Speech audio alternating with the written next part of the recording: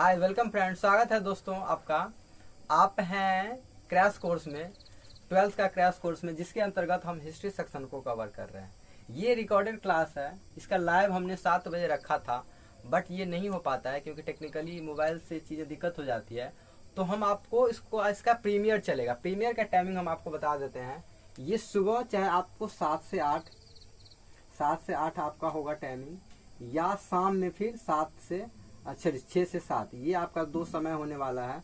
अगर ये सुबह में नहीं लग पाया तो आपको शाम में ये क्लासेस निश्चित रूप से मिल जाएगा।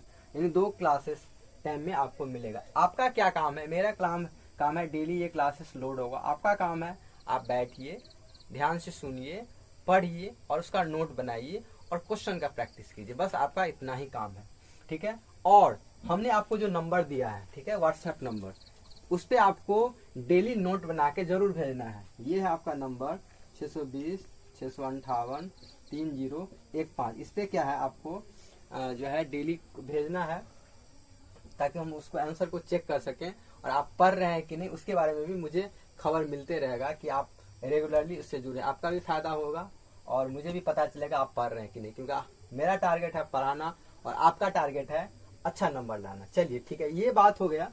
तो चलिए अब हमने टाइम की बात कर ली, नंबर का बात कर लिया, नोट का प्रॉब्लम सॉल्व हो गया। अब हमारा है टॉपिक, ठीक है, हिस्ट्री। तो हम हिस्ट्री सेक्शन को देखिए, हिस्ट्री सेक्शन के अंतर्गत हम इसी को कवर कर रहे हैं।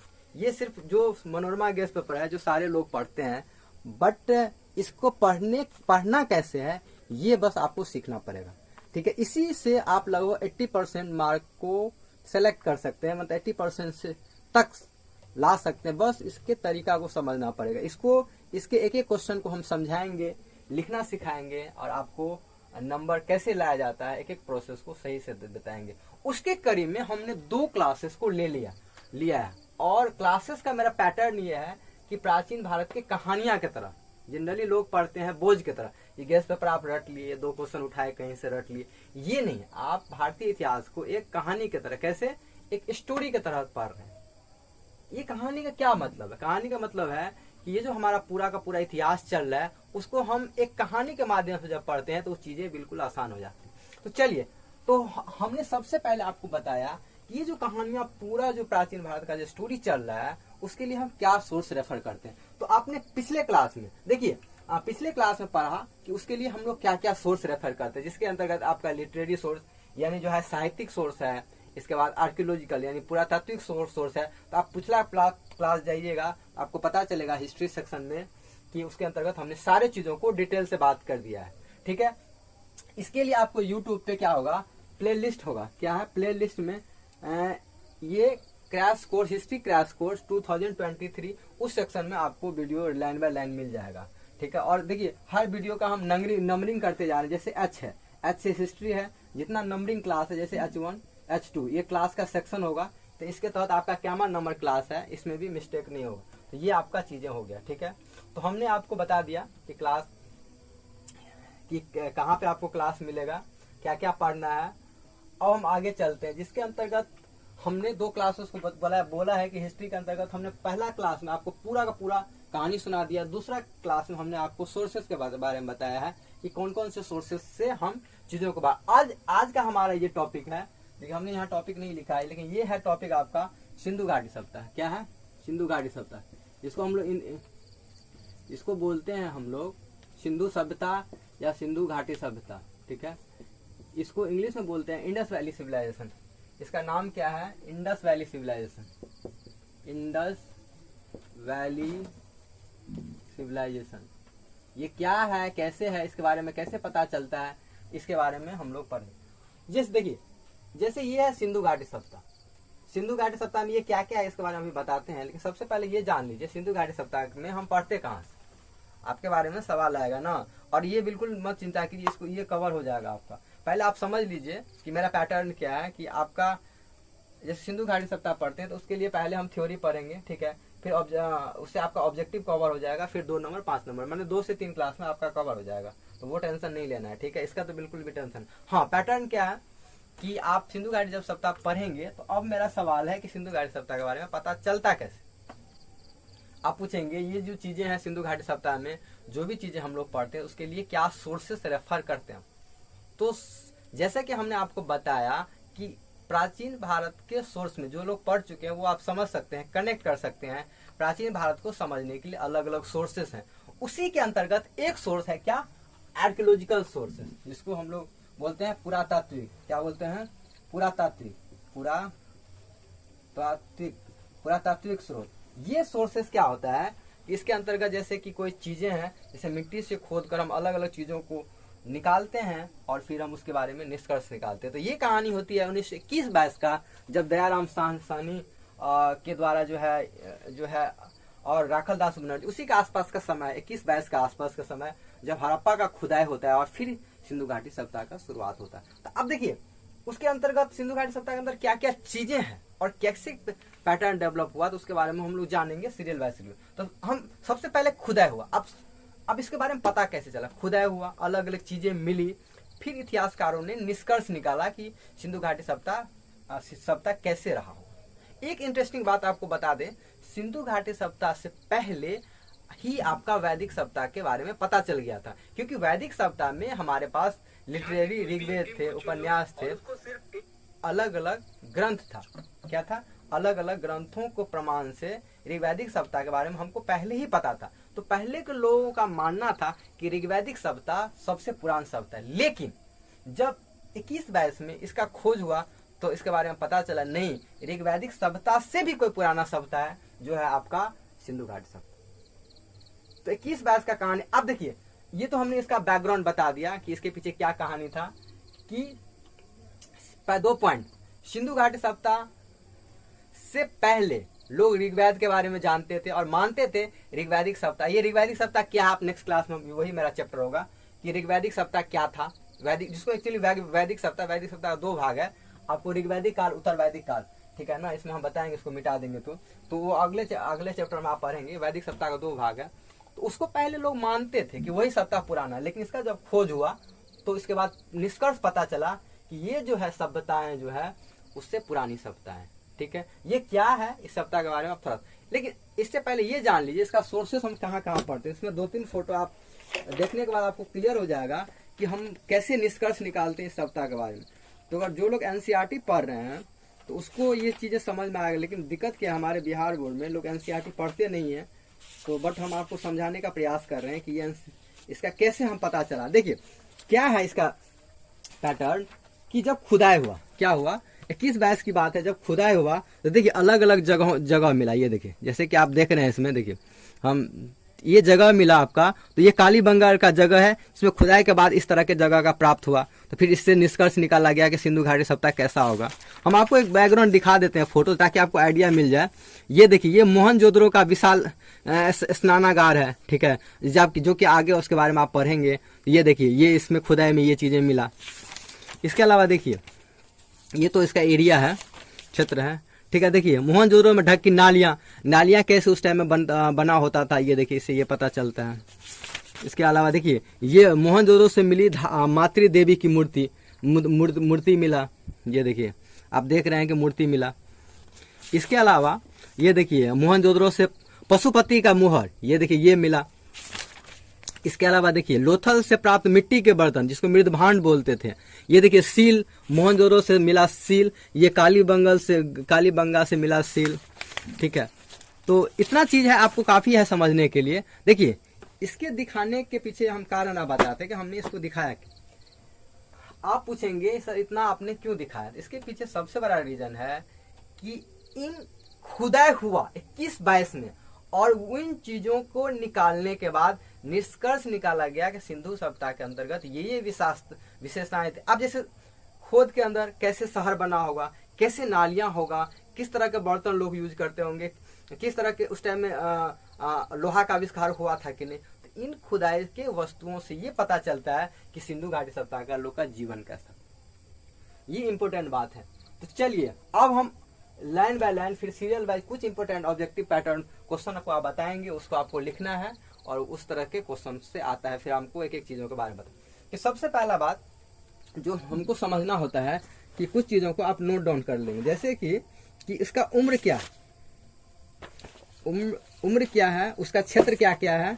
तो हम थोड़ा सा, सबसे पहला बात उम्र और क्षेत्र, तो क्षेत्र पे पहला बात कर लेते हैं। ये देखिए, ये हमने पहले ही बना दिया। ये क्या है कि सिंधु घाटी सप्ताह का, देखिए 2-3 चीज आप समझ लीजिए कि ये क्षेत्र है सिंधु घाटी सप्ताह का। इसको मिटा देते हैं, ये सब काम का नहीं है, ठीक है। ये देखिए ये क्या चीज है। तो सिंधु घाटी सप्ताह में अलग अलग, पहला बात समझ लीजिए, खुदाई में अलग अलग जगहों का पता चला, ठीक है। अलग अलग जगहों का पता चलने पर ये आपका मैप है, छोटा सा मैप, जैसा कि आप देख रहे हैं। ये अलग अलग जगह, क्योंकि इसका विस्तार काफी बड़ा था। भारत में बहुत सारे जगह थे, पाकिस्तान में था, ठीक है, कुछ जगह अफगानिस्तान में प्राप्त होती। ये बहुत बड़ा विस्तार जगह, तो पूरे आपको सारे चीजों को नहीं कवर करना है। जैसे कि इंपोर्टेंट जगह का प्लेस के बारे में देखिए, इसे क्वेश्चन कैसे आता है आपका, चाहे आप बिहार बोर्ड में ले लें या किसी भी कॉम्पिटेटिव एग्जाम में ले। जैसे ये लोथल है, तो सीधा आपको क्वेश्चन पूछ देगा कि लोथल कौन से जगह पे है, हड़प्पा कौन से जगह पे है, मोहनजोदड़ो कौन से जगह पे। तो इसके बारे में हम बताएंगे आपको, उसका टेंशन मत लीजिए। लेकिन उससे पहले ये जान लीजिए उसके चौहद्दी के बारे में। देखिए इसमें तो सेलेक्टेड क्वेश्चन आता ही है, इस पे भी क्वेश्चन आता है। इस पे क्वेश्चन ऐसे आएगा कि सबसे उत्तरी जगह, सबसे दक्षिणी जगह, सबसे पूर्वी जगह, सबसे पश्चिमी जगह।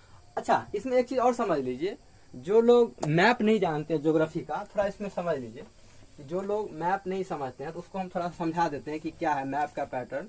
जब आप ज्योग्राफी पढ़ेंगे, देखिए ज्योग्राफी पढ़ेंगे तो आप डिटेल से पढ़ेंगे। ये चूंकि क्रैश कोर्स है तो हम चाहते हैं शॉर्ट से जल्दी आपको कवर पड़ जाए। मेरा एक बैच चल रहा है आपका कंपटीशन वाला, इसका समय है 4 से 5 के अंतर्गत। वो क्लासेस भी बहुत थोड़ा समय लगेगा, वो भी आपको मोबाइल पे मिलने लगेगा। 4 से 5 PM में जो क्लासेस चल रहा है उसके अंतर्गत हम एक एक चीजों को बेसिक से बच्चे की तरह आपको पढ़ाया जाएगा। जिसके अंतर्गत मैप से लेके भारत का मैप, वर्ल्ड मैप, सारे जगहों को सेलेक्ट करके पढ़ाया। लेकिन तत्काल आप समझ लीजिए कि ये चीज क्या है। देखिए इस मैप का मतलब ये होता है कि ये नॉर्थ जो है यानी उत्तर, ये ईस्ट होता है, ये साउथ होता है, ये वेस्ट होता है।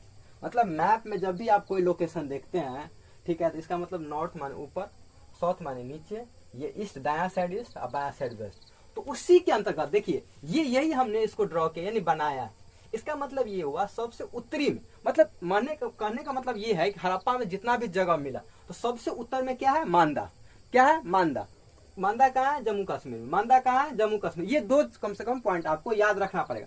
तीसरा पॉइंट थोड़ा और एग्जाम में क्लिस्ट करेगा। अगर कोई कॉम्पिटेटिव एग्जाम आता है आपका, कॉम्पिटेटिव एग्जाम जैसे बीपीएससी का क्वेश्चन हुआ, एसएससी का कोई क्वेश्चन हुआ, बिहार एसएससी का कोई क्वेश्चन हुआ, तो ठीक है आपको अभी उतना फोकस नहीं करना है, लेकिन आपका कम से कम टारगेटेड है तो मांदा और जम्मू कश्मीर 2 चीजों को आपको याद रखना पड़ेगा। क्या क्या, कि सबसे उत्तरी जगह मांदा, जम्मू कश्मीर। कहाँ है, मांदा एक जगह है जो जम्मू कश्मीर में है। दक्षिणी जगह दमताबाद महाराष्ट्र। कहाँ पे, दमताबाद महाराष्ट्र। ये नदी है, तो आप जब नोट बनाएंगे तो ये लिख लेंगे, ठीक है। अभी भले ही क्वेश्चन नहीं आएगा लेकिन बाद में आपको काम आएगा। मांदा जम्मू कश्मीर में है, कौन नदी के किनारे, चिनाब नदी के किनारे।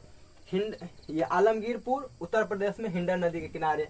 सुतकांडाडोर बलूचिस्तान में है, ठीक है। ये दासक है, ये दासक नदी के किनारे। ये दमताबाद महाराष्ट्र में गोदावरी नदी के किनारे। तो ये इसका चौहद्दी, इसको क्या बोलते हैं हम लोग, चौहद्दी। चौहद्दी मतलब क्या, सबसे उत्तरी जगह, सबसे दक्षिणी जगह, सबसे पूर्वी और सबसे पश्चिमी। तो ये आपका इंपोर्टेंट है, ये क्वेश्चन पूछता है एग्जाम। तो पहला आपका ये हो गया, इसलिए हमने इसको ड्रॉ किया। और दूसरा इसमें हमने थोड़ा सा जगह पे, जैसे लोथल, धौलावीरा, सुतकोदा, ये सब गुजरात का जगह है। देखिए ये चूंकि भारत का मैप है, ये थोड़ा समझ, इसको मिटाएंगे, इसलिए थोड़ा सा आपको हम समझा देते हैं। ये चूंकि भारत का नक्शा है, ये आधा है, बाकी इधर आगे है। इसके अलावा देखिए ये भारत का नक्शा है, ये कुछ इंपोर्टेंट जगह है। ये देखिए ये इसमें हमने ये बनाने का कोशिश किया। ये आपका सिंधु नदी, आप ज्योग्राफी अभी नहीं पढ़ते लेकिन समझ लीजिए इसका क्या मतलब है। ये इंदस नदी है यानी सिंधु नदी है, और सिंधु नदी में ये झेलम, ये चिनाब, ये रावी और ये शत्रुघ्न, इसका ये ट्रिब्यूटरी जर्मन है, इसका सहायक नदी। ट्रिब्यूटरी को हिंदी में बोलते हैं सहायक नदी। जैसे ये इंदस हो गया, इंडस नदी, इसका सहायक झेलम, फिर चिनाब, फिर रावी। जैसे कि अब ये हमने ड्रॉ किया, इसके पीछे कारण, जैसे हड़प्पा किस नदी के किनारे है, रावी नदी के किनारे। कैसे है हड़प्पा, रावी नदी के किनारे, क्योंकि हड़प्पा के बारे में बहुत ज्यादा क्वेश्चन पूछता है। कुछ अभी हम आपको बाद में बताएंगे, कुछ नदी जो कहाँ पे है, जैसे हड़प्पा कहाँ कौन से जगह पे पड़ता है और कौन नदी के किनारे, इसके तो 4-5 हम आपको कलेक्शन एक साथ दे देंगे, लिखवा देंगे, तो वो आपको पूछेगा। तो इस तरीके से 2-3 चीजें इसमें पूछता है। चलिए, तो आप कुछ जगह जैसे सुतकोंडा, बलूचिस्तान पाकिस्तान का एरिया, ये हो गया। धौलावीरा, तो ये कुछ हमने आपको बस जस्ट दिखाने के लिए। अभी आपको जब आप डिटेल से कंपटीशन वाले बैच में पढ़ेंगे तो एक एक हम सारी चीजों को ड्रॉ करेंगे और बताएंगे कौन से जगह क्यों। ठीक है, तो मैप का हेल्प के कारण हमने आपको दो चीजें बताया, एक तो इसका चौहद्दी और दूसरा उसका लोकेशन। एक क्वेश्चन और जो मैप में जो मुझे जरूरत पड़ेगा, जिसके कारण हमने मैप बनाया है, आपको हम बता देते हैं। एक जो क्वेश्चन आता है कि सिंधु घाटी सप्ताह का आकार कैसा, जितने लोगों को पता है वो कमेंट में मुझे बताएंगे, वैसे हम भी बता देते हैं। जो लोग पहले से जानते हैं तो मुझे बताएंगे कि आपको पता है कि नहीं। और दूसरा आपका ये का काम होगा कि आकार, उसको ऐसा ही आकार क्यों बोलते हैं। तो देखिए हम बता देते हैं कि सिंधु घाटी सप्ताह का जो आकार कहा जाता है त्रिभुजाकार। देखिए त्रिभुजाकार के पीछे कारण क्या है, देखिए ये है मांदा, क्या है, मांदा जगह है जम्मू कश्मीर में, ठीक है, भारत का। और ये है आलमगीरपुर जो यूपी के मेरठ में पड़ता है। और ये है आपका सुतकोंदापुर। आप क्या कीजिए, सबको मिलाइए, क्या कीजिए, ऐसे मिला दीजिए, ठीक है, ये मिला दीजिए। ठीक है, आपको समझ में आ रहा है कि नहीं बताइए। देखिए ये क्या है, आप इसको आप मिला दीजिए। और जो लोग मैथ पढ़ते हैं ये बताइए ये आकार कैसा है, ये कैसा आकार है, कैसा आकार है ये। देखिए ये त्रिभुज का आकार है, इसलिए इसको क्या बोलते हैं। मतलब कहने का मतलब है कि सिंधु घाटी सप्ताह का मैक्सिमम एरिया मतलब क्षेत्रफल ऐसे है इस एरिया में, इसीलिए इसको बोलते हैं त्रिभुजाकार है। माने सिंधु सप्ताह का आकार कैसा है, त्रिभुजाकार। बहुत लोगों से हमने बात किया है, लोगों को ये समझ में नहीं आता है कि इसको त्रिभुजाकार क्यों करते, इसीलिए आपको मैप पढ़ना पड़ता है। इसीलिए ज्योग्राफी का इतना इंपॉर्टेंस है। हमारा दिक्कत क्या है कि हम ज्योग्राफी बिल्कुल जानते ही नहीं। तो इसके लिए आपको ये भी पता होना चाहिए, सुतकोंडा डोर पता चले, मांदा पता हो, आलमगीर पता हो, आप लाइन को मिलाएंगे आपको पता चल जाएगा इसका आकार त्रिभुजाकार है। चलिए तो मैप का यहाँ तक आपका काम खत्म हुआ, और बाकी आगे सेक्शन में आएगा तो आप थोड़ा सा हम इसको बता देंगे, जैसे लोथल वोथल कहाँ है तो आप उसको लिख लेंगे। बाकी आपको जितना समझ में आता है, ज्यादा फोकस नहीं करना। आपके ऑब्जेक्टिव में लगभग 30 से 40 क्वेश्चन बनेंगे जो हम आपको अभी बता देंगे और उसके बारे में बैकग्राउंड समझा देंगे, ताकि आपको बिल्कुल याद करने की जरूरत नहीं पड़े। तो ये हमारा पैटर्न है पूरा सिंधु घाटी सप्ताह के बारे में। थोड़ा सा हमने जो चर्चा किया है, अब हम थोड़ा आगे जल्दी जल्दी पढ़ लेते हैं। ऑब्जेक्टिव पढ़ लेंगे, फिर अगले दिन आप 2 मार्क और 5 मार्क्स को पढ़ लेंगे। चलिए अब हम इसको मिटा देते हैं। ये आपका ठीक है क्वेश्चन, 2-3 क्वेश्चन इससे बना कि 2-3 क्वेश्चन इसमें ऐसे बनेगा कि एक जगह का बात हो गया कि आपके कौन से जगह पे कौन सा है, और दूसरा सिंधु घाटी सप्ताह का आकार है। अब हम 2-3 चीजें फिर से शुरू करते हैं। एक चीज और जो आप यहाँ ध्यान से चीजों को लिख लेंगे, क्योंकि आपके गेस्ट पेपर में क्या है ना, बहुत सारे ऑब्जेक्टिव गलत दिए हुए हैं। तो आपका काम क्या है कि आप ये मत पूछेंगे बाद में कि सर आपने गलत बता दिया। हाँ, हमारा सोर्स बहुत ऑथेंटिक है, तो हम जो सोर्स रेफर करते हैं तो उसमें 95% है कि वो चीजें सही हो, गलत होने का बहुत कम चांस है। तो आपके गेस्ट पेपर में ही वो गलत दिया हुआ है आंसर, ठीक है। हाँ, आप ऑथेंटिक सोर्स के लिए हम बताते हैं, अगर किसी के पास लूसेंट होगा अपने सीनियर के पास, तो आप लूसेंट से चीजों को पढ़ सकते हैं, क्योंकि वो सही दिया हुआ है। उसमें क्या है ना कि एनसीईआरटी का कलेक्शन दिया हुआ है, तो उसमें गलती नहीं है। तो आपका क्या काम है कि लूसेंट से चीजों को कवर कर लो, लूसेंट से चीजों को कवर कर लेंगे। और हम लूसेंट को ही आधार लेके जो है बहुत सारी चीजों को बताते हैं, लूसेंट को, एनसीईआरटी को, गेस्ट पेपर को, बहुत सारी चीजों को। लेकिन अब क्या है, चलिए आगे अब क्या है कि आपका काम है कि 20, 25, 30 कलेक्शन रखेंगे ऑब्जेक्टिव का। उसमें इंपोर्टेंट क्या है हम आपको बता देंगे, ताकि आपका काम खत्म हो जाए शॉर्ट में। चलिए ठीक, इसमें देखिए सबसे पहला बात, जो अब सिंधु घाटी सप्ताह के बारे में तो इतना कहानी आपको हमने बता दिया है। अब सबसे साइंटिफिक तरीका सिंधु घाटी सप्ताह के बारे में पता कैसे चलता। आप बहुत देर सब कह रहे सिंधु घाटी सप्ताह के बारे में कैसे पता चले। इसके लिए सबसे प्रामाणिक विधि है, साइंटिफिक विधि, जिसको वैज्ञानिक विधि बोलते हैं, C14 विधि। ये C14 क्या अभी आपको समझाते हैं। ये 2 नंबर में भी आपका काम आ जाएगा और ऑब्जेक्टिव में भी काम। सबसे पहला बात कि C14 क्या है और सिंधु घाटी सप्ताह का एज क्या। पहला क्वेश्चन आपका हो गया कि C14 विधि क्या है। 2 नंबर में आपका क्वेश्चन भी आ जाएगा, जिनको लिखना है वो लिख सकते हैं। C14 विधि क्या है और सिंधु घाटी सप्ताह का एज क्या। देखिए एज वाला क्वेश्चन तो आपको ऑब्जेक्टिव में चांस पूछ सकता है, लेकिन C14 के बारे में अक्सर 2 नंबर में क्वेश्चन आता है। कितना नंबर में? 2 नंबर में। तो आपका क्या हो जाएगा क्वेश्चन कि C14 विधि क्या है, पहला बात। तो C14 के लिए जो 9 से ही पढ़ रहे हैं, तो आपने पढ़ा होगा hydrogen, helium, lithium, beryllium, boron, carbon. तो ये यही कार्बन है, ये क्या है, यही कार्बन है। कौन सा आपने पढ़ा होगा, hydrogen, helium, lithium, beryllium, boron, carbon, यानी C6। तो ये यही कार्बन। और 14 क्या लिखा हुआ है, ये 14 इसका मास नंबर है। आपने अगर पढ़ा होगा, नहीं पढ़ा होगा तो कोई बात नहीं, हम आपको बता देते हैं कि C यानी कार्बन का परमाणु संख्या 6 होता है, और ये दो फॉर्म में आता है, एक C12 और C14।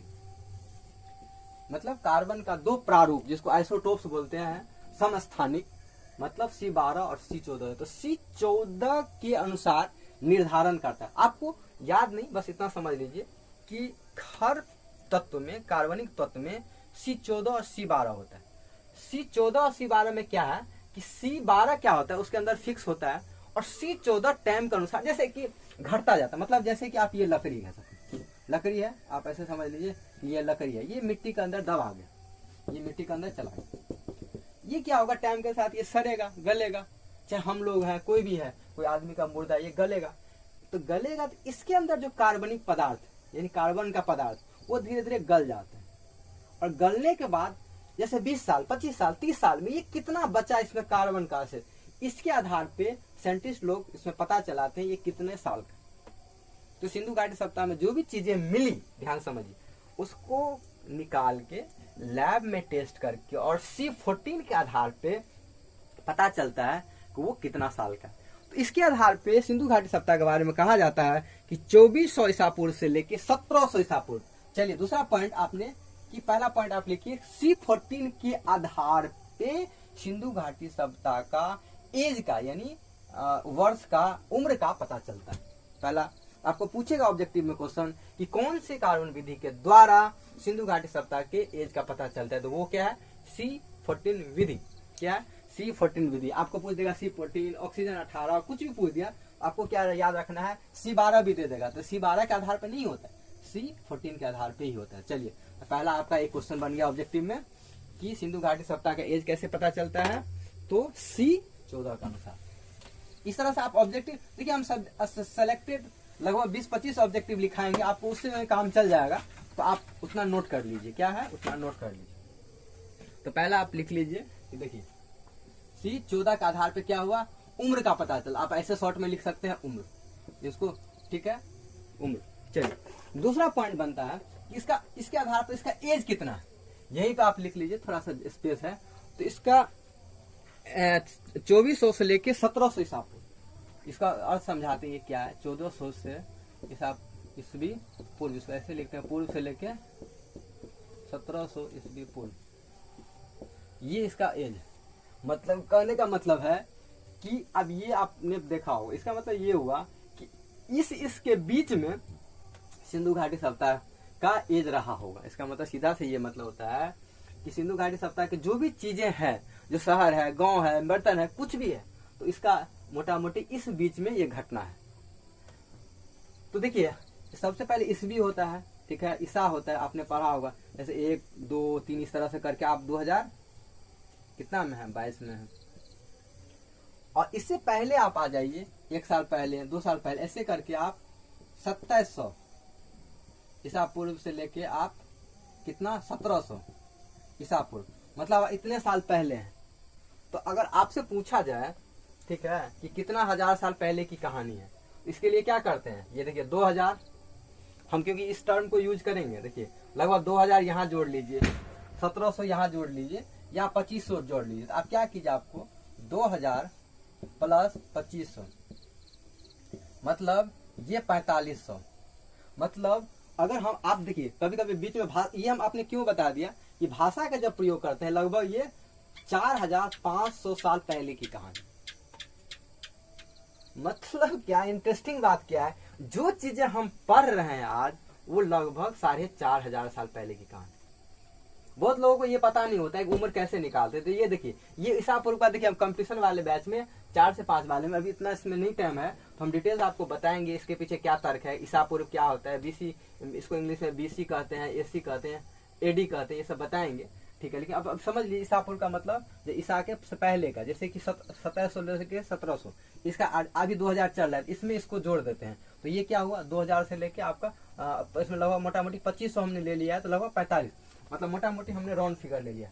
तो उम्र क्या का मतलब आज से लगभग ये कहानी है आपका कितना 4500। चलिए, तो ये हम अपने इंटरेस्टिंग बात जान लिया, इतना चीज आप नहीं जान पाते हैं। तो अब आपके मन में इतना सारा सवाल आता होगा, अरे यार इतना साल पहले की कहानी कैसे जानते। तो यही C14 विधि के तहत जो है हम जो है इसका एज निकाल लेते हैं, और दूसरा इसके अंदर से जो अलग अलग चीज मिला उससे हम पता चला लगते हैं कि उसका जीवन कैसा था, लोग कैसे रहते थे, रहन सहन कैसा था, कैसे लोग शहर में रहते थे। अब उसी के बारे में हम पढ़ेंगे। ये हमने आपको बताया, इसके पीछे कारण क्या है कि क्वेश्चन यही साथ आप पूछते हैं कहाँ सिंधु घाटी सभ्यता कहाँ से क्वेश्चन आते हैं। आप पढ़िए, दो ही इंपॉर्टेंट टॉपिक है। एक तो जगह खोजिए कि कहाँ कहाँ पे है, कौन कौन से जगह है, जैसे हमने अपने मैप में बताया कि लोथल कहाँ पे है, मोहनजोदड़ो कहाँ पे है, धोलावीरा कहाँ पे, इस जगह आप पता कीजिए। दूसरा क्वेश्चन कौन से जगह पे क्या चीज मिला, बस दो ही पार्ट में आपका पूरा सिंधु घाटी सभ्यता खत्म। माने ऑब्जेक्टिव किसी भी एग्जाम में कोई पूछता है, बिहार से सिरे बीपीएससी तक ले यूपीएससी तक के क्वेश्चन में आपको यही हिट करता है कि ये जगह पे कहाँ पे है। तो चलिए, आपको उतना नहीं पढ़ना है, बट आपके काम के लायक अब हम कुछ जगहों के बारे में बता दो। जैसे कि देखिए हमने दूसरा सिंधु घाटी सभ्यता का खोज, सिंधु घाटी सभ्यता का खोज सबसे पहले दयाराम सैनी, ये हड़प्पा नाम का पहला जगह का खोज हुआ। ठीक है, 1921 की बात है, 1921 की बात है कि हड़प्पा जो रावी नदी के तट पर, हमने आपको हड़प्पा यहाँ बनाया था, जो रावी नदी के तट पे है, दयाराम सैनी का खोज हुआ। तो उसी से वहां से सिंधु घाटी सभ्यता का खोज माना जाता है। पहला क्वेश्चन सिंधु घाटी सभ्यता, हड़प्पा का खोज दयाराम सैनी, हड़प्पा का खोज दयाराम सैनी, हड़प्पा का खोज दयाराम सैनी, आप ऐसे याद कर लेंगे। देख खोज में दो ही, हड़प्पा और मोहनजोदड़ो, दो ही क्वेश्चन पूछता है आपका। एक मोहनजोदड़ो का खोज राखल दास बनर्जी 22 में, और दयाराम सैनी 21 में हड़प्पा का। तो खोज में आपको बाद में हम इसका लिस्ट दे देंगे, उसका टेंशन मत लीजिए, खोज में दो ही क्वेश्चन पूछता है। तो दूसरा आप खोज वाले में ले लीजिए क्या, पहला पॉइंट C14 से उम्र, दूसरा सिंधु घाटी सभ्यता का खोज, खोज किसका, सिंधु घाटी सभ्यता का खोज कैसे लिखेंगे, सिंधु सभ्यता का खोज, खोज दो चीज, एज प्लस नाम, एज प्लस नाम। 1921 कौन, दयाराम साहनी, कौन, दयाराम साहनी, दयाराम साहनी, ये नाम लिख लेंगे आप। खोज पहला C14 सिंधु घाटी सभ्यता का खोज दयाराम साहनी। ठीक है, हो गया। चलिए नेक्स्ट पॉइंट है सिंधु घाटी सभ्यता का एज और मुख्य निवासी। देखिए तीसरा, देखिए आप अलग अलग कालखंड पढ़ेंगे, जिसमें कांस्य युगीन सभ्यता, इसके बाद लौह युगीन सभ्यता, हम वो बताएंगे आपको डिटेल से। तो उसी के अंतर्गत जब लोहा के, देखिए एक इंटरेस्टिंग आपको बात बता दें जो आपको नहीं पता होगा, कि पता है इंटरेस्टिंग, लोहा के खोज से पहले ही अपने यहाँ कांसा का खोज, यानी जिस टाइम में सिंधु घाटी सभ्यता हुआ उस टाइम में लोहा का एक भी बर्तन नहीं मिला, जिससे ये पता चलता है कि सिंधु घाटी सभ्यता के टाइम में लोहा नहीं था। क्या था, लोहा नहीं था। तो आप ये क्वेश्चन भी पूछता है, इसलिए आप इसको पॉइंट को हिट कर, आगे हम बताएंगे आपको कि सिंधु घाटी सभ्यता के टाइम में लोहा का खोज नहीं हुआ था। ये पूछता है कि सिंधु घाटी सभ्यता में किस धातु का खोज नहीं हुआ था, तो लोहा का खोज वैदिक सभ्यता में होता है, जो आगे जाके है। तो सिंधु घाटी सभ्यता में लोहा का, आगे हम पॉइंट लिखाएंगे। तो क्या था, उससे पहले कांसा का था।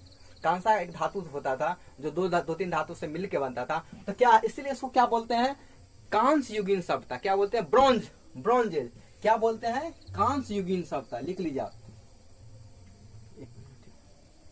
कांस्य युगीन सभ्यता।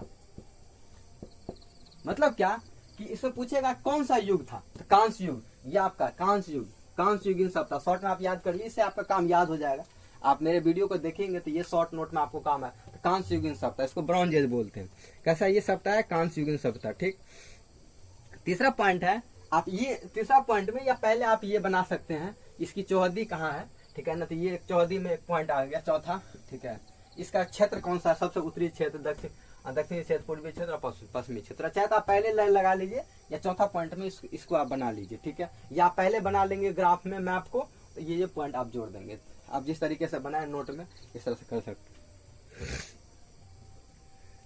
हाँ, सिंधु घाटी सभ्यता, एक चीज और बड़ा इंटरेस्टिंग बात, नगरीय सभ्यता थी या गांव वाला, नगरीय नगरीय या गांव, ये इसलिए चलिए पता है। अब हमने आपको इतना फोटो दिखाया, इसका खोद मतलब सिंधु घाटी सभ्यता का जो खुदाई हुआ, इससे इतना जबरदस्त बिल्डिंग टाउन प्लानिंग पता चला। मतलब टाउन प्लानिंग का मतलब समझा देते हैं कि उसके अंदर जो जितने आजकल जो शहर के स्ट्रक्चर होते उस तरह से उसका बना बढ़ता। इसलिए सिंधु घाटी सभ्यता एक नगरीय सभ्यता थी, न कि गांव। सिंधु घाटी सभ्यता, देखिए सिंधु घाटी सभ्यता जब खत्म हो जाता है, सारी चीजों का विनाश हो जाता है, तब जाके फिर से सभ्यता का शुरुआत होता है, जो वैदिक काल में देखा जाता है। तो वैदिक काल में फिर से घरों का बनने का शुरुआत होता है। तो सिंधु घाटी सभ्यता कैसे सभ्यता थी? एक नगरीय सभ्यता, ठीक है। तो आपको अगर क्वेश्चन पूछे कैसा सभ्यता, गांव वाला, शहर वाला, मध्य का, तो ऐसा नहीं, सिंधु घाटी सभ्यता एक नगरीय सभ्यता थी, काफी विकसित सभ्यता था।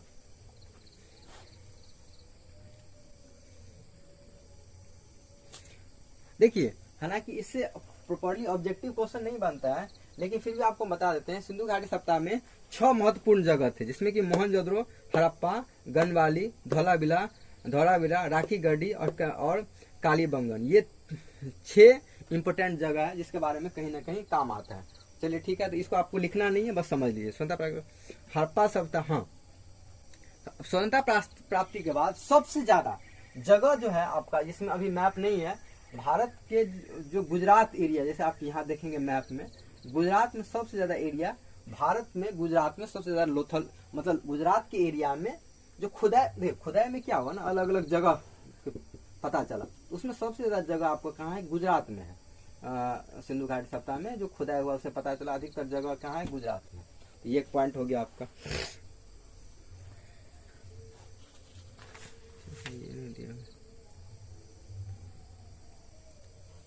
अच्छा, एक चीज और समझ लीजिए आप कि 2-3 चीजें नाम के संबंध में 2 नंबर का क्वेश्चन आता है, जो हम याद नहीं था, बता देते हैं। सिंधु घाटी सभ्यता को हड़प्पा सभ्यता क्यों कहते हैं? एक क्वेश्चन ये यहाँ से आता है, हालांकि इसमें कहीं नहीं है चर्चा, तो हम अभी शुरू में बता देते हैं, क्योंकि नामकरण सिंधु सभ्यता का खोज हुआ सबसे पहले। तो सिंधु सभ्यता का ये देखिए ये पॉइंट है आपका, इसी में एक जगह था हड़प्पा। एक्चुअली हड़प्पा पहला जगह था। एक्चुअली ये जो लिखा हुआ है टर्म आपको, सिंधु घाटी सभ्यता का खोज 1921, ये एक्चुअली हड़प्पा का खोज था। मतलब आप ऐसे समझिए कि हड़प्पा पहला जगह था जो खोजा गया सिंधु घाटी सभ्यता में, इसीलिए इसका नाम हड़प्पा सभ्यता भी बोलते हैं। ये ऐसा है कि हमारे बिहार में नहीं, अधिकतर जगह पे बोलते ए फलना के मम्मी, ए फलना के पापा, किसके? उसके बड़े के नाम पे। बड़े के नाम के कहने का मतलब हुआ कि सबसे पहले जो आया, जैसे हड़प्पा सबसे पहले आया, तो इसी सिंधु घाटी सभ्यता का दूसरा नाम क्या है? हड़प्पा सभ्यता। ये क्वेश्चन 2 नंबर पूछता भी है कि सिंधु घाटी सभ्यता को हड़प्पा सभ्यता क्यों कहते हैं। तो आपको सीधा सा आंसर लिखना है, 2 नंबर हम बता देंगे आपको वहां पे और क्लियर, कि ये इसका खोज 1921 में सबसे पहले दयाराम साहनी ने किया, इसलिए इसको सिंधु घाटी सभ्यता को हड़प्पा सभ्यता भी। वो छूटेगा, देखिए जो भी क्वेश्चन छूटेगा आप उसके लिए टेंशन मत लीजिए, वो 2 नंबर में आपका कवर हो जाएगा। हम एक बार चाहते हैं ब्रीफ आप थोड़ा सा समझ लें, फिर 2 नंबर में जो भी क्वेश्चन आएगा हम आपको समझा देंगे, ठीक है। इसके अलावा लोथल और सुतगोदा सिंधु घाटी सभ्यता, आप देखिए क्वेश्चन आ गया कि लोथल और सुतगोदा 2 सिंधु घाटी सभ्यता के बंदरगाह थे। तो ये बहुत हिट क्वेश्चन नहीं है बिहार बोर्ड के लिए, लेकिन आप समझ लीजिए कि बंदरगाह जैसे क्या होता था कि एक चीज समझ लीजिए, ज्यादातर क्या था, शहर आपका नदी के किनारे होता था, तो इसके लिए बंदरगाह बनता है, इसको पोर्ट बोलते। पोर्ट बंदरगाह मतलब यहाँ से आपका नाव क्या होता था, नाव वगैरह आया तो यहाँ पर रुका फिर चल गया। तो लोथल जो कि गुजरात में था, ये सब जगह क्या है, समुद्र के किनारे होता था, इसलिए आपका वहां से नाव जो है आगमन और जाने का होता है। अब देखिए जूते हुए खेत का साक्ष्य, ये देखिए आप समझ लीजिए, यहाँ से यही सबसे क्वेश्चन बताया, जूते हुए खेत। जूते हुए खेत मतलब क्या हुआ कि जोता हुआ खेत मिला, जूते हुए खेत का साक्ष्य कहाँ से? कालीबंगन से। ये आपको लिखना पड़ेगा, कालीबंगन ये जगह है कालीबंगन, और ये आपको ये ऐसे लिखना पड़ेगा, जूते हुए खेत। अब हुआ क्या, बहुत सारे ऐसे जगह पे था कि जैसे जुता हुआ खेत मिला, वो मिट्टी के अंदर दबा गया था, तो उसको निकाला गया, तो पता चला जुते हुए खेत का साक्ष्य कहाँ? कालीबंगन से मिला। ये कुछ पॉइंट आपको याद करना पड़ेगा। इसके अलावा जुते हुए खेत, मोहनजोदड़ो से प्राप्त अन्नागार संभवतः सिंधु घाटी सभ्यता का सबसे बड़ा। हाँ, ये भी एक क्वेश्चन पूछता है कि अन्नागार होता है आपका जहाँ पे अनाज को रखा जाता है, ठीक है। तो आप क्या लिखेंगे, जैसे यहाँ जुते हुए खेत, ऐसे ही अन्नागार क्या लिखेंगे? अन्नागार कहाँ पे मिला? तो मोहनजोदड़ो। आप ऐसे ही नोट बनाएंगे, कहाँ? मोहनजोदारो।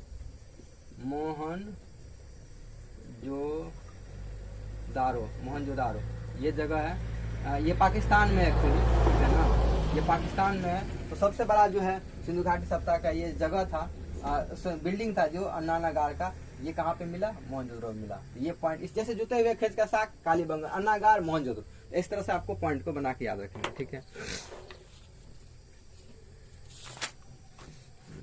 हाँ, मोहनजोदड़ो से प्राप्त बृहत स्नानागार, इस पे देखिए 2 नंबर में इसमें स्नानागार पे भी क्वेश्चन आता है, तो वो भी जैसे अन्नागार मिला, ऐसे स्नानागार जहाँ नहाते हैं क्या बोलते हैं,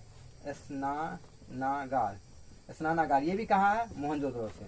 मतलब जैसे कि अन्नागार, जुते हुए खेत, कालीबंगन, अन्नागार, मोहनजोदड़ो, स्नानागार, मोहनजोदड़ो, ये सब जगह है आपको। इसके बाद इसका साइज पूछता है, देखिए कि इसका साइज क्या था स्नानागार का, तो वो हम 2 नंबर में डिस्कस कर देंगे, ठीक है, वो आगे आएगा क्वेश्चन। अग्निकुंड लोथल और कालीबंगन से प्राप्त हुआ है, कि लोथल और कालीबंगन से अग्निकुंड क्या होता था, आप जैसे अभी राजगीर में और जगह पढ़ेंगे, अग्निकुंड जहाँ पे क्या होता है, एक तालाब होता है जहाँ पे गरम गरम पानी निकलता है, तो अग्निकुंड कहाँ से प्राप्त हुआ है आपका, कालीबंगन से प्राप्त हुआ है। मोहनजोदड़ो से एक प्राप्त सील की 3 मुख वाला, हाँ देखिए उसको पशुपात नाथ, एक इंटरेस्टिंग बात बताते हैं, चलिए इसको हम मिटा देते हैं, ठीक है, कुछ पार्ट को इतना आप लिख लेंगे, ठीक है, तो या तो आप वीडियो पॉज करके लिखेंगे, नहीं तो इतना आप कम से कम नोट बनाएंगे।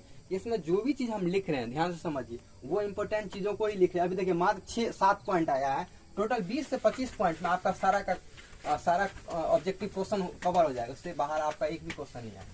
तो इसलिए आपका काम क्या है, इसको आप नोट के फॉर्मेट में लिख लेंगे और याद कर लेंगे, इससे बाहर।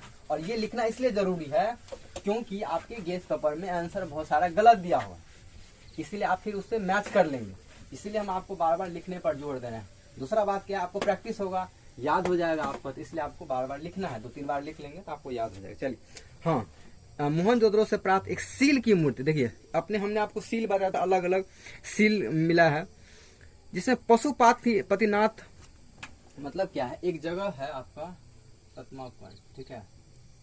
अब इसमें क्वेश्चन ऐसे आता है कि एक सील मिला है जो कहां से, पहला बात मोहनजोदड़ो से, दूसरा इससे क्वेश्चन आता है पशुपति, वो क्या था एक्चुअली, पशुपति ये पशुपति क्या है, ये बताते हैं ये क्या है। ये पशुपति एक्चुअली भगवान, बाद में पता चला ये एक्चुअली भोला बाबा को बोलते थे उस टाइम पशुपति। ये पशुपति क्या था एक्चुअली, भोला बाबा था। मतलब इससे ये पता चलता है कि सिंधु घाटी सप्ताह के समय में भी लोग भगवान का पूजा करते थे। देखिए और ज्यादा भगवान के बारे में नहीं पता चलता, लेकिन पशुपति के बारे में पता चलता है, यानी भोला बाबा का पूजा सिंधु घाटी सप्ताह के समय से ही। हाँ, इसमें एक क्वेश्चन और भी बनता है, एक सील में 3 मुख वाला देवता मिला, तो इसमें 3 इसका मुख था, ठीक है ना, 3 मुख वाला देवता जिसको पशुपति बोलते हैं। इसके चारों ओर अलग अलग जानवर जैसे हाथी ये सब है, तो बस उससे ये देखिए इस मूर्ति में चारों ओर हाथी है, गेंडा है, चीता है और भैंस है, ये आपको याद करना, लेकिन आपके लेवल उतना में नहीं पूछता है, लेकिन इससे ये पता चलता है, हम बस ये बता देते हैं, ये जो मूर्ति मिला इसमें 4 जानवर था, ठीक है, जैसे इस तरह आपको मूर्ति मिला, इसके अंदर क्या है ना, यहाँ जो है 4 जानवर है चारों तरफ से। इससे बस ये पता चलता है कि उस टाइम में हाथी के बारे में या जो भी जानवर हैं 4 उसके बारे में लोग जानते थे, जैसे हाथी है, गेंडा है, इसके बाद चीता है और भैंसा है, इसके बारे में लोग परिचित थे, तभी तो इस पर मोहर बनाएगा। मतलब इंटरेस्टिंग बात क्या है कि आपने मोहर खोदा और आज से लगभग सिंधु घाटी सप्ताह का मोहर था, तो आप उससे ये पता लगा सकते हैं कि लोग उस टाइम में उस जानवर से परिचित थे। तो इसलिए हमने आपको ये बता दी, आपके एग्जाम में ये क्वेश्चन नहीं आएगा, बस आप समझ लीजिए पशुपति था 3 मुख वाला। ज्यादा ये पूछेगा कितना 3 मुख वाला था, पशुपति 3 मुख वाला, कितना 3 मुख, इसका 3 मुख क्या था, 3 को मुख मतलब मुंह होता, 3 मुख वाला। चलिए नेक्स्ट पॉइंट जल्दी हम कवर कर लेते हैं।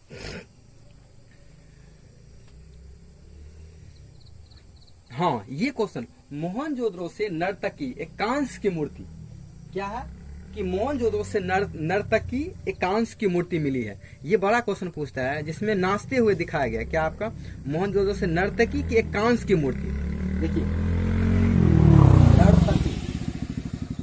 नर्तकी उसमें भी कांस का, कैसा कांस की मूर्ति मिला है, कहां से, देखिए मोहनजोदड़ो से, कहां से, मोहनजोदड़ो मोहनजोदड़ो। देखिए ये बात समझना है कि पता है आपको जो क्लासिकल डांस होता था उसी में नाचते हुए इस तरह से गोल फिगर में, इसमें तो नहीं है एनसीईआरटी में फोटो, नहीं तो आपको गोल में इस तरह से नाचते हुए आपको मूर्ति दिखाया गया है जिसको नर्तकी, देखिए 2-3 से समझे, नर्तकी माने नाचते हुए लड़की का फोटो, इसलिए नर्तकी है। नाचते हुए लड़की का फोटो नर्तकी, कैसा, कांस की मूर्ति, कैसा कांस की, जैसे कि आप लोहा का कर नहीं सकते हैं क्योंकि लोहा का खोज हुआ नहीं था, कांस की मूर्ति नर्तकी, और कहाँ से, मोहनजोदड़ो से। 3 पॉइंट इसमें याद करना है, नर्तकी, कांस की मूर्ति और मोहनजोदड़ो से मिला है। तो ये एक फैक्ट आपको समझना पड़ेगा कि नर्तकी कहाँ से मिला है, आपको मोहनजोदड़ो से, कांस की मूर्ति। चलिए आगे हम देखिए इसी तरह के क्वेश्चन इसमें बनते हैं ऑब्जेक्टिव, 2-3 चीजें, जो किस तरह का मूर्ति कहाँ से। हड़प्पा सभ्यता मोहरों पे सबसे अधिक एक सिंगी पशु का, एक सिंगी वाला हमने आपको दिखाया था कि एक सिंगी पशु का, ये आपके उतना ज्यादा नहीं पूछेगा तो इसको आप छोड़ दें। मन के बनाने के कारखाना लोथल और चंद्रदेव। हाँ मन के, देखिए मन के क्या होता है, मन के, लोथल और चानहुद्रो, और चानहुद्रो, ये 2 जगह पे था जहाँ पे देखिए मन के, मैंने समझा देता शॉर्ट में। मन के इस तरह से मोती होता है आपका, मोती होता है आपका जो आपको गला में या कोई चीज के लिए पहनते हैं, उसको बोलते हैं मन के। तो मन के का आपका कहाँ था, लोथल और चंद्रहुद्रो में। देखिए अब आपका ज्यादा क्वेश्चन नहीं, इसी टाइप का क्वेश्चन, किस कौन से जगह पे कहाँ पे मिला, तो लोथल और चंद्रहुद्रो में आपको मन के बनाने के कारखाने मिले। हाँ, सिंधु घाटी सभ्यता की लिपि, लिपि पे बड़ा फोकस होता है, पता है लिपि पे क्यों। चलिए अब हम इसको अगर नहीं समझते इसको बता, ये है आपका लोथल, ठीक है, और मन के। 10 पॉइंट में है लिपि। लिपि का मतलब होता है कि जो लिखते थे कैसे लिखते थे। तो देखिए मोहनजोदड़ो से जो प्राप्त हुआ है मूर्ति, उसमें उसका लिपि के बारे में कहा जाता है कि लिपि तो लिखा हुआ है, लेकिन सबसे बड़ी बात है लिपि को पढ़ा नहीं जा सकता है। क्या है, लिपि को पढ़ा नहीं जा सकता है। इस एनसीईआरटी में नहीं दिया होगा, हम कल जो इस पर चर्चा होगा तो हम हमारे पास इंग्लिश वाला एनसीईआरटी उसमें बताएंगे। लिपि में क्या है कि आपको इस तरह से एक सील मिला है जिसपे अलग अलग प्राकृतिक टाइप का फोटो वगैरह बनाया हुआ है। तो ये है आपकी लिपि। लिपि में क्या था, अच्छा पहले लिख देते हैं ये क्या, इसको बोलते हैं क्या, इसको बोलते हैं भाव चित्रात्मक, भाव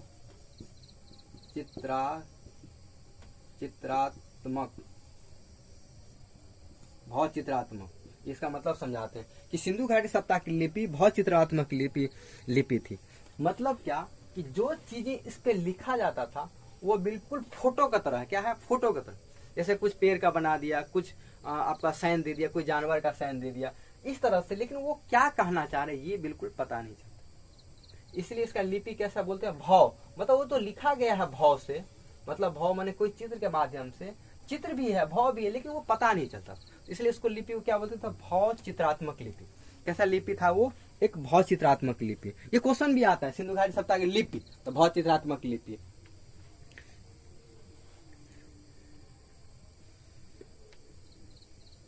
सिंधु घाटी सभ्यता में एक्चुअली मुख्य फसल, आपका मुख्य फसल गेहूं और जौ होता था। इसमें आपके लेवल पे नहीं आता है क्वेश्चन, तो ये आप छोड़ दीजिए। गेहूं और जौ 2 मुख्य फसल थे, तो आप बस समझ लीजिए गेहूं और जौ 2। हाँ, सिंधु घाटी सभ्यता मिठास के लिए शहद का यूज करते थे। मिठास मतलब मिठास के लिए शहद का यूज, मतलब मिठास के लिए शहद। जैसे अपने यहाँ भी चीनी होता है, ऐसे उस टाइम में शहद के लिए शहद यूज होता था, यानी हनी जिसको बोलते हैं आप, शहद के लिए यूज होता है। ये सब में कोई स्पेशल पॉइंट नहीं है समझाने का, इसलिए कोई ऐसा बात नहीं है। हाँ, जैसे रंगपुर एवं लोथल से चावल के दाने मिले हैं, ठीक, रंगपुर एवं लोथल से चावल के दाने। ये देखिए चावल का दाना,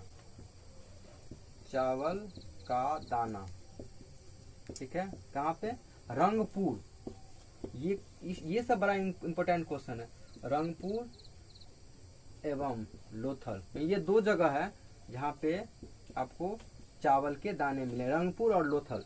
चावल के दाने कहाँ से, आपको सीधा क्वेश्चन पर, चावल का दाने का साक्ष्य कहाँ से प्राप्त हुआ, तो रंगपुर और लोथल से, 2 जगह पे है जहाँ पे चावल का दाने। देखिए ये सब चीज बताने का मतलब क्या था कि सिंधु घाटी सभ्यता के लोग चावल से, इसका मतलब इन चीजों से परिचित था, सीधा सा मतलब ये है।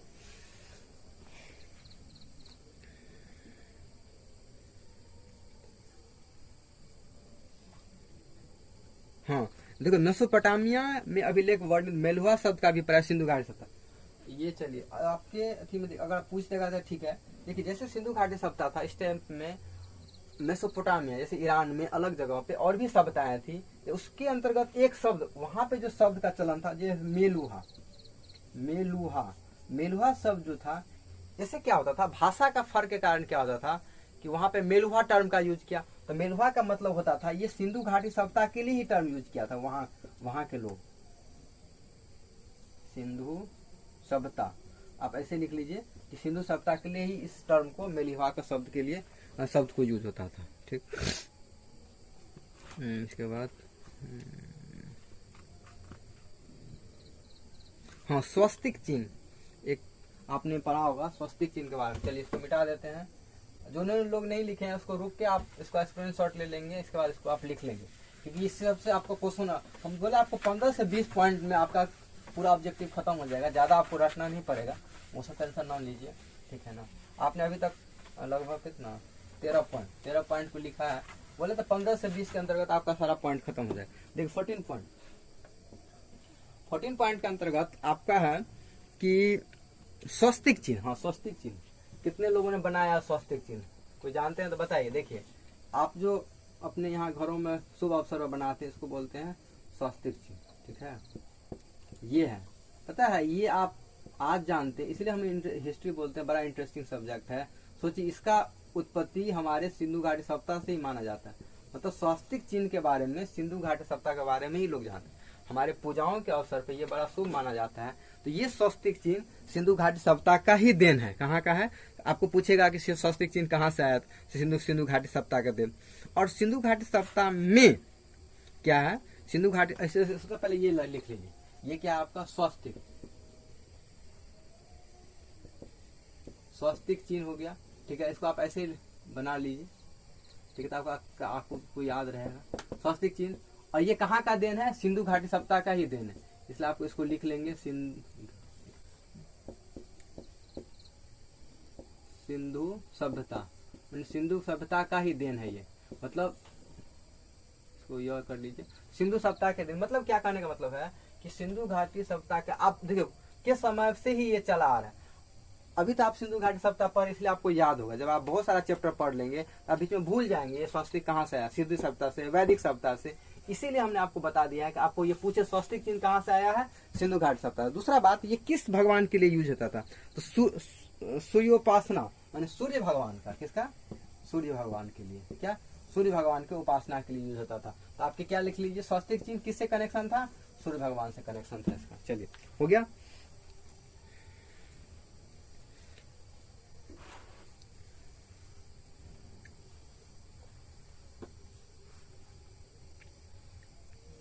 हाँ एक क्वेश्चन आता है कालीबंगन, ठीक है। कालीबंगन क्या था, कालीबंगन क्यों फेमस था। जैसा कि इसे नाम से भी पता चलता है कि काली चूड़ियां,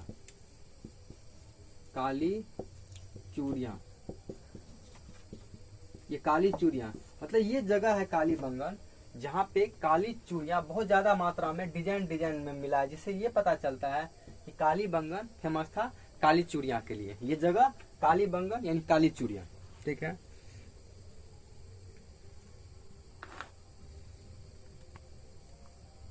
हाँ आग से पके दो चीज, एक से 16 और लास्ट पॉइंट में 17 पॉइंट आपका खत्म। आग से पकी, एक देखिए टेराकोटा, आग से पकी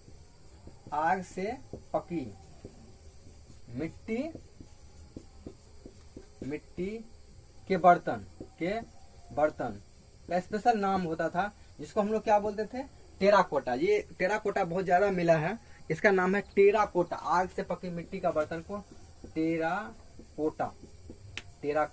ये एक्चुअली क्या होता था कि आप मृदभांड, जैसे कि हमने आपको दिखाया है कि यहाँ क्या होता था कि अलग अलग मिट्टी के, जैसे ये देखिए लोथल से प्राप्त मिट्टी के बर्तन, देखिए इस तरह के जो भी मिट्टी के बर्तन आपको मिलते थे, ठीक है ना, ये क्या होता था आपका कि इसको टेराकोटा बोलते थे, ठीक है, टेराकोटा।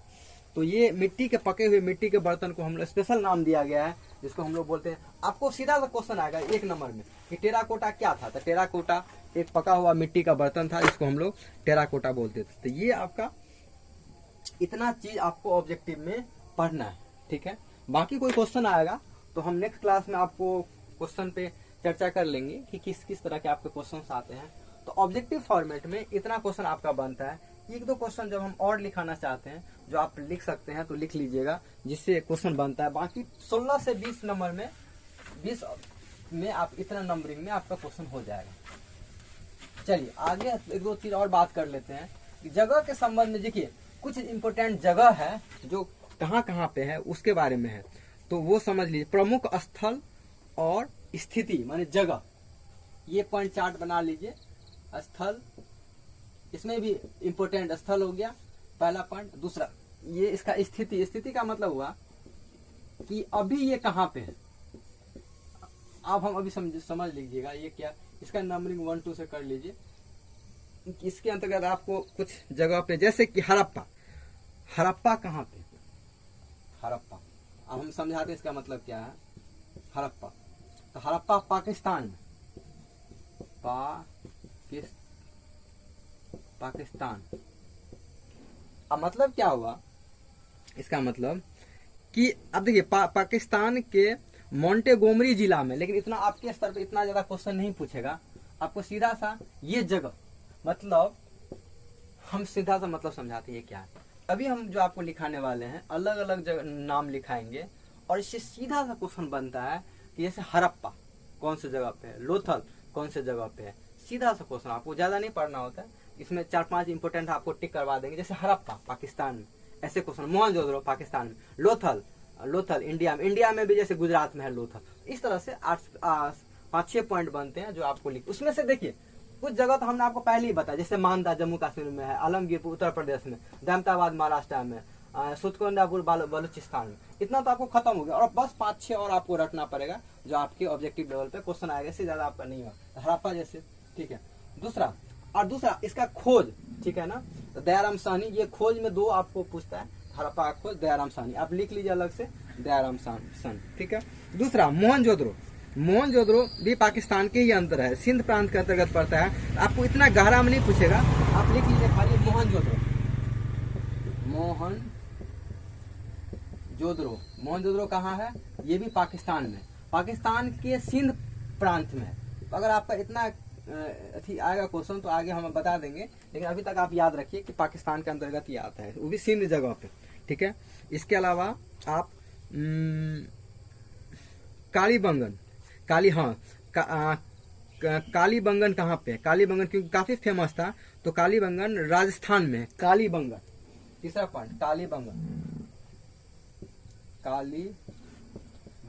कालीबंगन क्यों फेमस है, काली चूड़ियां के लिए। कहाँ पे है, राजस्थान में, राजस्थान हो गया, ठीक है। चौथा पॉइंट राजस्थान, ठीक है। लोथल, जैसे कि हमने आपको लोथल बताया है, लोथल आपका गुजरात के अहमदाबाद में है, लेकिन आप कम से कम अभी याद कीजिए लोथल यानी गुजरात, लोथल यानी कि गुजरात में है, ये लोथल गुजरात में, ठीक है। 5वां पॉइंट लोथल। धौलावीरा, ये 4-5 पॉइंट। धौलावीरा है आप गुजरात में ही कच्छ जिला में है, धौलावीरा, तो आप ऐसे याद देख लीजिए, धौलावीरा ये भी गुजरात में ही है, कच्छ जिला में, गुजरात। अभी इतना नहीं आपको याद रखना है, कम से कम स्टेट का नाम आपको याद है, गुजरात, धौलावीरा गुजरात। बनमाली हरियाणा, बनमाली क्या याद रखना है आपको, बनमाली कहाँ है, हरियाणा में, हरियाणा। ये देखिए इतना इंपॉर्टेंट जगह है। बाकी ये इसका चौहद्दी वाला है, इससे आपका काम चल जाएगा, ठीक है।